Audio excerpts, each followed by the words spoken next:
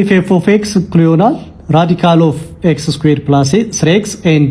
g prime of 2 እኩል ይሆናል 4 then g of f prime of 1 equals dash ስለዚህ እዚህ ጥያቄ ለመስራት given question number 44 given f of x which is equals to square root of x square plus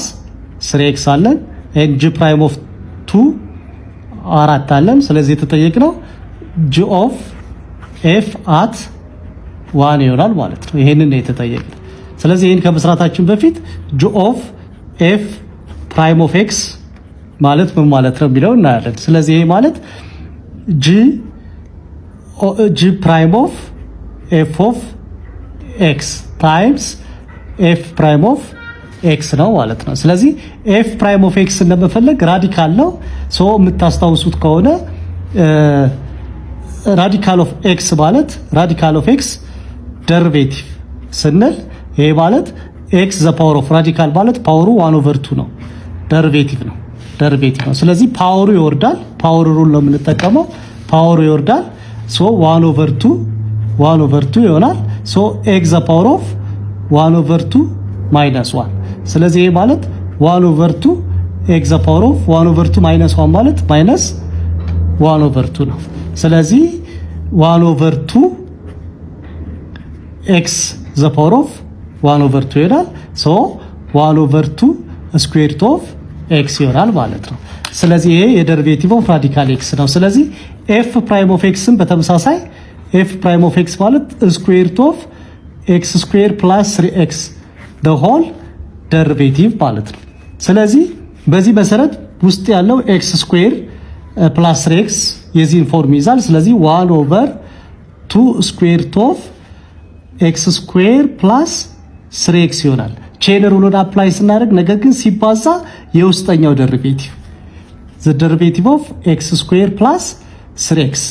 prime ማለት ነው ስለዚህ የx square derivative 2x አለን የ3x derivative 3 ይሆናል over 2 times square root of x square plus 3x ስለዚህ g of f derivative at x ማለት እኩል ይሆናል g derivative f of x times 2x plus 3 over 2 square root of x square plus 3x ስለዚህ g of f prime of 1 ስለሆነ የተጠየቅነው በx ቦታ አንድን እናስገባለን ስለዚህ g of f prime of 1 እኩል ይሆናል g prime of f of 1 times 2 times 1 plus 3 over 2 times square root of 1 square plus 3 times 1 ይሆናል ማለት ነው ስለዚህ which is equals to g prime of f of 1 ማለት አሁንም square root of 1 square plus 3 times 1 ማለት ነው ይሄ ደግሞ 2 times 1 2 ነው 2 ሲደመር 3 5 ይሆናል ሲካፈል 2 ሲባዛ square root of 4 አንድ ስኩዌር ሲደመር 3 ስለዚህ g derivative of 2 ይሆናል ይሄ ስኩዌር ሩት ኦፍ አንድ ስኩዌር ሲደመር 3 ስኩዌር ሩት ኦፍ 4 ነው ስኩዌር ሩት ኦፍ 4 ማለት ከራዲካል ሲወጣ 2 ይሆናል ሲባዛ 5 ኦቨር 2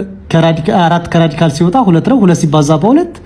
4 ይሆናል ማለት ነው ስለዚህ g derivative of 2 ተሰጥቶናል 4 ተሰጥቶናል ሲባዛ 5 አራተኛ ስለዚህ 4 ሲባዛ ሲካፈል ለ4 1 ይሆናል ስለዚህ